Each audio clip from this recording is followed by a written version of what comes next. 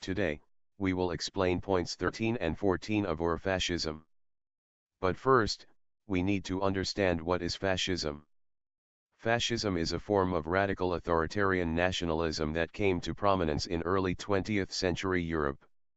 Influenced by national syndicalism, fascism originated in Italy during World War, in opposition to liberalism, Marxism, and anarchism.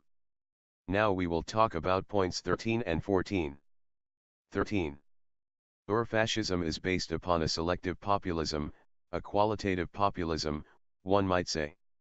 In a democracy, the citizens have individual rights, but the citizens in their entirety have a political impact only from a quantitative point of view. One follows the decisions of the majority. For fascism, however, individuals as individuals have no rights, and the people is conceived as a quality, a monolithic entity expressing the common will. Since no large quantity of human beings can have a common will, the leader pretends to be their interpreter. Having lost their power of delegation, citizens do not act, they are only called on to play the role of the people. Thus the people is only a theatrical fiction.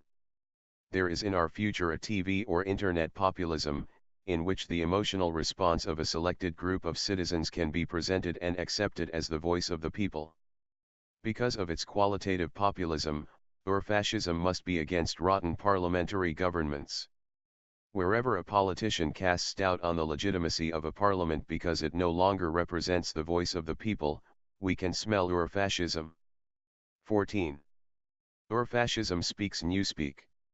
Newspeak was invented by Orwell, in 1984, as the official language of what he called Ingsoc, English socialism.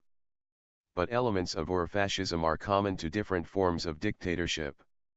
All the Nazi or fascist school books made use of an impoverished vocabulary, and an elementary syntax, in order to limit the instruments for complex and critical reasoning. But we must be ready to identify other kinds of newspeak. So, what does newspeak affect today's world? In George Orwell's chilling novel 1984, newspeak is a method of controlling the people's language in order to keep them under Big Brother's heavy hand. It is a devious, diabolical system using brainwashing and mind control to allow only certain approved words and ideas to be used. We have the same thing in our society today. It's called political correctness. So-called political correctness, PC, is a social phenomenon which urges people to avoid offensive words and actions. At best, PC is annoying and unnecessary. At worst, it is blatant censorship and represents a dangerous affront to one of our most cherished and important freedoms, the freedom of speech. Examples of PC abound. The greeting Merry Christmas is now supposed to be Happy Holidays, which sounds empty and generic, like getting a letter addressed to occupant. A university in Illinois ordered that students not chant USA, USA during football games because such a chant might be offensive to Muslims.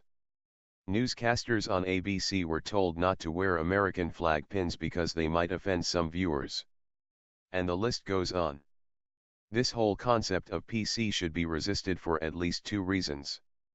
First, the basic PC principle of not offending people is subjective. Some people are not offended by anything, others seem to be offended by everything.